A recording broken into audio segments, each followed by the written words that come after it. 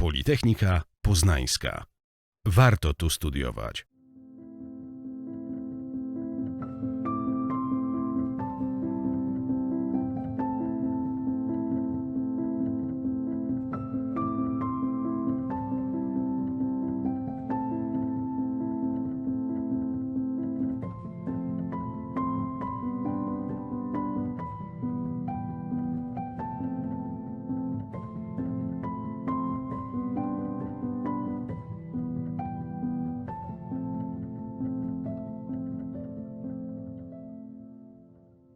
I had the pleasure to lead the research group within the ERC project, which was funded by the European Commission, in terms of so-called excellence science. If I would be asked by someone on the street what we are doing here, I would say that we are trying to make the world better and to make the batteries and the portable devices which are used for storing the energy lighter and performing for a longer time. So it means that we are taking care of the users because their batteries in the laptops, mobile phones and even in electric vehicles, they last for longer. So it means they can be used for many, many times. At the same time, we are making the world better, but by environment protection, because less materials, it means less waste, it means better environment. I want to say also that I was enough lucky to get the team who is extremely involved in the science and who is strongly motivated to do the research work.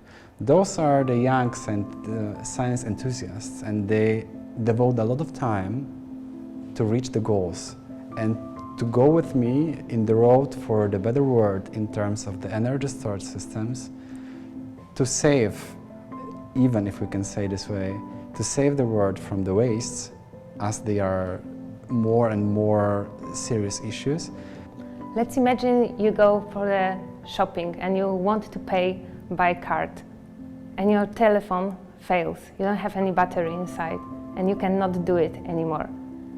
Therefore, we want to counter-react this, to stop this effect, that we will be able to work for a long time with an energy storage device without any problems. I work with hybrid energy storage systems that combine electrochemical capacitors, high power, and batteries, high energy. Together, those systems could create a perfect solution.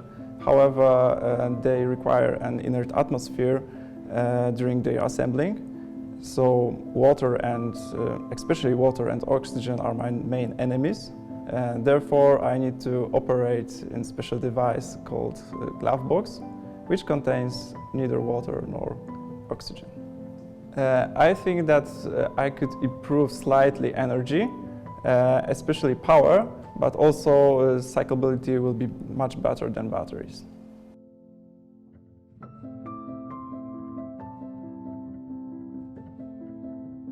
I mainly focus on the electrode material, which is based on transition metal dichalcogonides. I study their structural properties and also their chemical properties. So mainly I try to introduce them to the energy storage devices as supercapacitor materials and maybe a little bit further in the battery materials. I am focused on the increase of the electrochemical capacitors energy density, because energy density is important from the practical point of view, because of course everybody wants to have the highest possible energy in lowest possible volume. Operando techniques are the techniques which we use to measure the device parameters as they are operating. I think that the operando techniques are now becoming more and more important as they provide very valuable data for the analysis of the capacitor operation. We should focus not only on the initial size of the device, but we should take into consideration how the size changes during operation. That's why during my investigations I focus on volumetric changes of the porous electrode during electrochemical capacitor operation. For example, we would like to have as small devices as possible, and within many years the scale changes. It means that the mobile phones are smaller and smaller, and we want to be mobile with those devices. That's why the size is important. In chemistry, it's very popular to use the chemistry and physics sciences. But in my case, I use also the mathematics, which is the queen of the technical sciences. And it is possible by this mathematics to modeling, processing and interpreting the experimental results.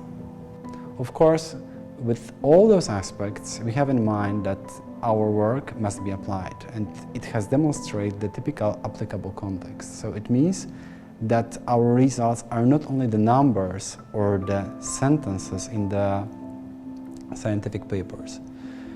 We tend to work on the fact that in some day, for the moment, I cannot predict the future, and I cannot say that it will be tomorrow or in 1 year or in 10 years.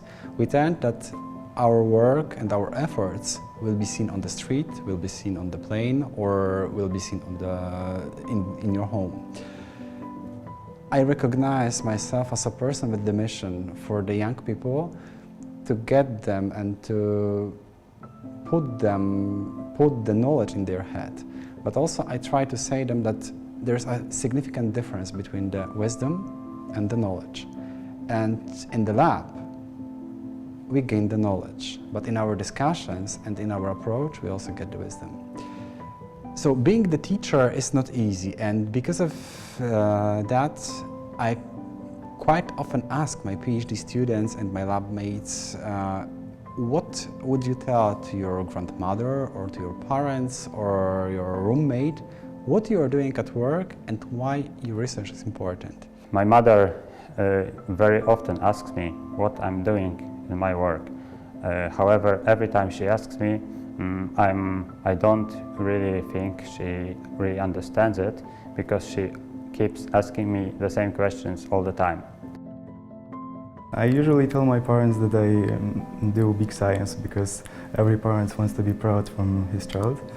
But the truth is that scientific work is very hard to be expressed in one sentence. That I would like to stop the aging, that I would like to enhance the lifetime, to extend the lifetime.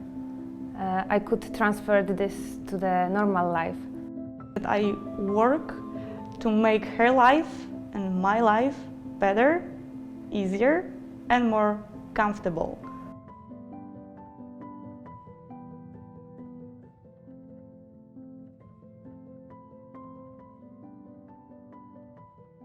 It's quite complicated chemistry, maybe not so spectacular, but our chemistry plays the theater just at the level of atoms and the electrons. That's the reason that we cannot see so much. But those electrons and atoms, they easily transform to the devices you use every day.